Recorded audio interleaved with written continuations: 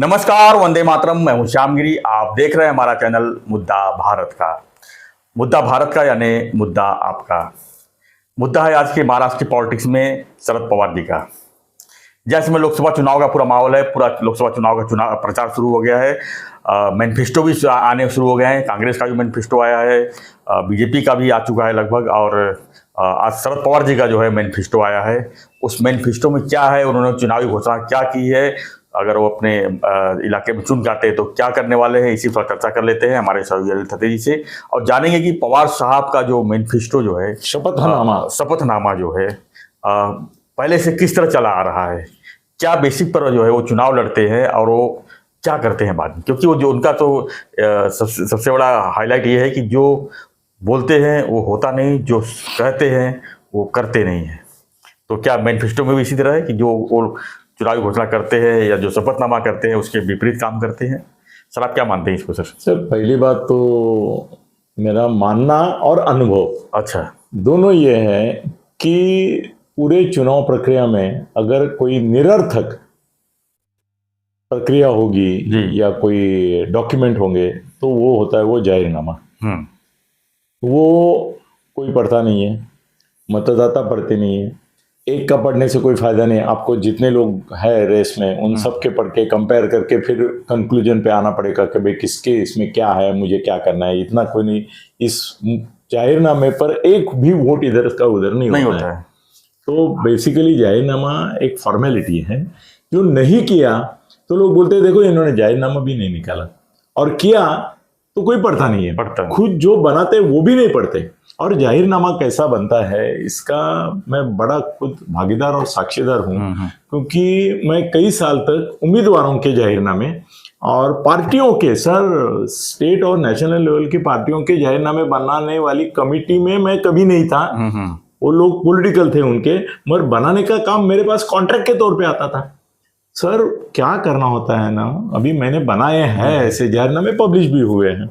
इसमें क्या होता है ना, पहले तो क्या करना है, अपना पिछला जो जाहिरनामा रहता है वो निकालने का जी।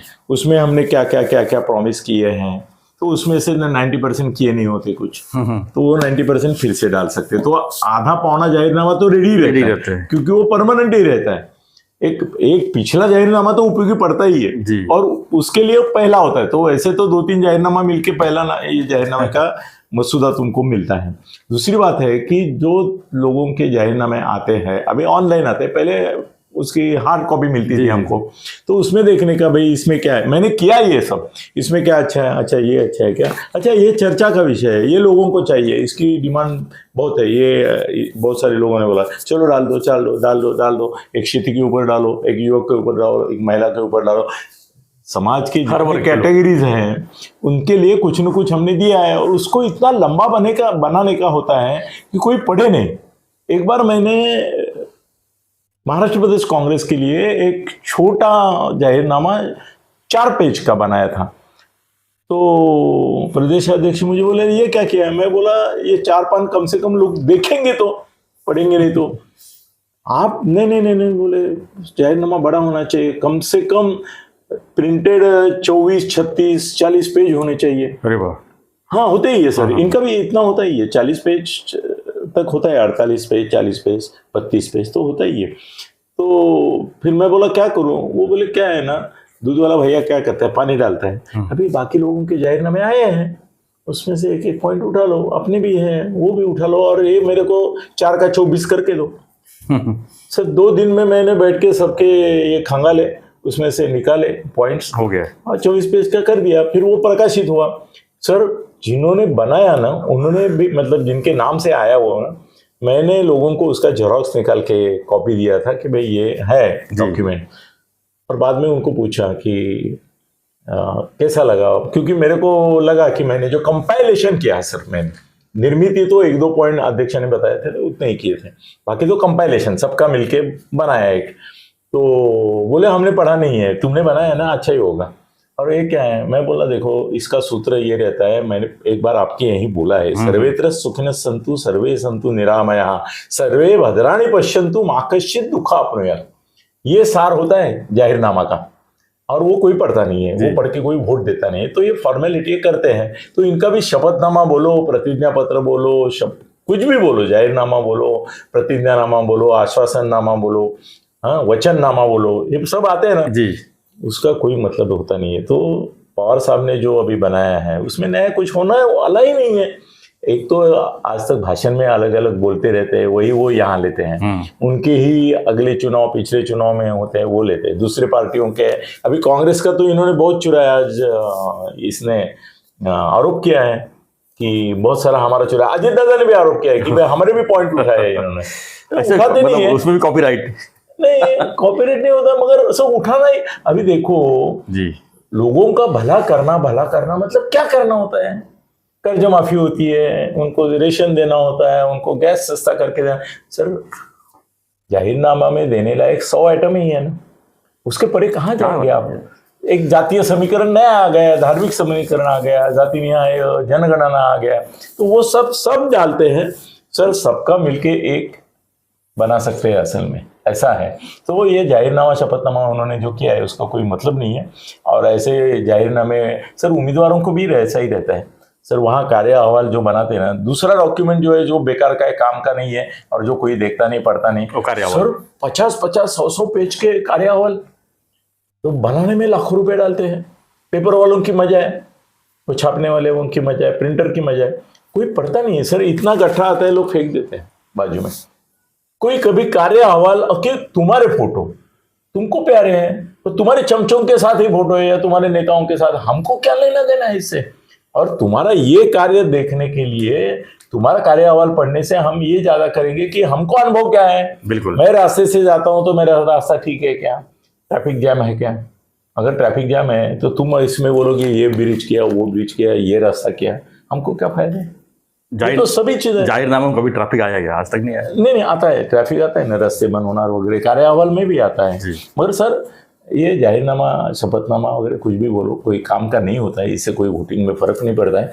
अभी ऐसा है कि एक फॉर्मेलिटी है करके इन्होंने किया है, उसके परे कुछ नहीं। इसके आगे चल के ये रद्दी करके पड़े रहते हैं। सर तिलक भवन में मैंने कई बार देखा है, लाखों की संख्या में जाहिरनामे छापते हैं, उसमें भी गड़बड़ी हेरफेर रहती है, पैसे मतलब बांट भी नहीं पाते। सर प्रिंटर ने भी एक बार मुझे बोला, ये बोले 5-5, 10-10 लाख के ऑर्डर देते हैं और यही पड़े रहते हैं इकट्ठे, तो हम क्या करते हैं? बांट भी नहीं पाते, अरे भेज नहीं सकते। और वो सर वहाँ के जो वर्कर्स रहते हैं, जिलाध्यक्ष रहते हैं, वो बोला हमको ये मत भेजो, इसका कोई पोस्टर छापते हैं, ऐसे ही पैसा मिलता है उसमें। सर उनकी जो कमेटी है उनको इसमें भी पैसा खाते हैं, वो इसमें भी वो सब छापने में पैसा खाता है। सर प्रिंटर अपने दोस्त है, वो बोलते हैं कि 50% देना पड़ता है, और वो बोलते हैं 5 लाख का ऑर्डर लो, 2.5 लाख ही छापो, तो वो 2.5 लाख की छापो बोला तो 1 लाख ही छापता है, और बांटने का हिसाब भी नहीं है ना कोई।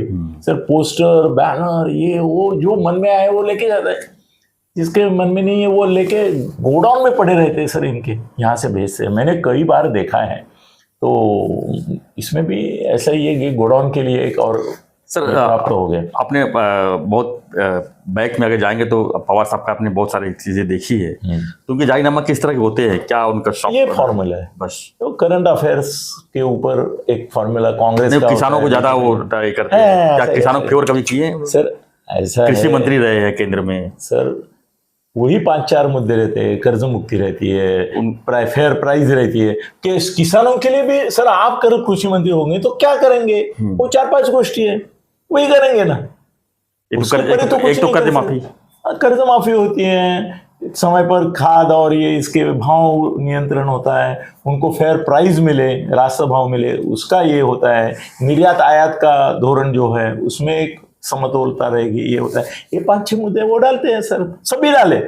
आप सभी जाहिरनामे, बीजेपी का भी अलग नहीं है, शिवसेना के भी अलग नहीं है, सब एक ही है। सब भाषा का थोड़ा सा फर्क होता है, एक जगह अनिल थत्ते लिखने को बैठे, एक श्यामगिरी लिखने को बैठे, तो होता है उतना। कोई सर ये मुझे इसमें कोई खास दिखाई नहीं देता है। शरद पवार का शपथनामा ऐसा है कि जिंदगी में उन्होंने जो जो शपथ ली उसका पालन नहीं किया, उसका उल्टा काम किया, उसका उल्टा ही काम किया है जिंदगी में। शरद पवार के ऊपर कभी किसी ने भरोसा इसीलिए नहीं रखा कि जो बोलते हैं वो आप बोले ना, उसके विपरीत करते हैं जी, और जो करते हैं वो बोलते नहीं, ऐसा है उनका। तो ठीक है, एक अविश्वसनीय नेता हैं, उनका एक डॉक्यूमेंट है जी। जिसका रद्दी के भाव में ही बेचे हैं। सर रद्दी में जाते भी हैं ये, अरे किलो के भाव में जाते हैं बाद में ये, क्या बोले, इसकी ट्रेजेडी है ये सब। शपथनामा इनका भी गोडाउन में मिलेगा आपको।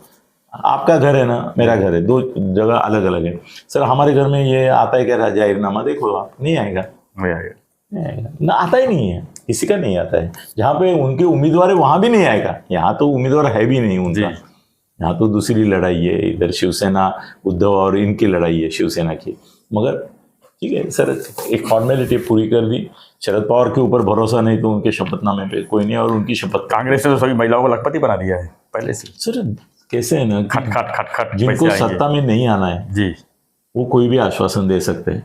मैंने इसका वर्णन किया है, शरद पवार का जो शपथनामा है ना, उसने प्रॉमिस किया है कि मैं अगर सत्ता में आता हूँ, अगर हमारी पार्टी अगर मगर है ही, तो मैं बैल का दूध रोज सुबह आपका घर में डिलीवरी करूंगा।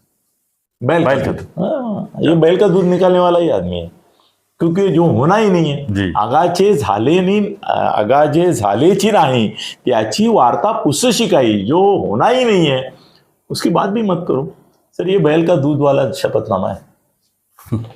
धन्यवाद। तो पवार साहब का शपथनामा आपने लोग भी देखा होगा, आपने न्यूज में भी देखा होगा। आपकी क्या प्रतिक्रिया इस पर हमें कमेंट बॉक्स लिखिए और बने रहिए हमारे साथ। चैनल को लाइक, शेयर और सब्सक्राइब जरूर कीजिए। देखते रहिए चैनल मुद्दा भारत का। धन्यवाद। जय हिंद, जय महाराष्ट्र, जय श्री राम।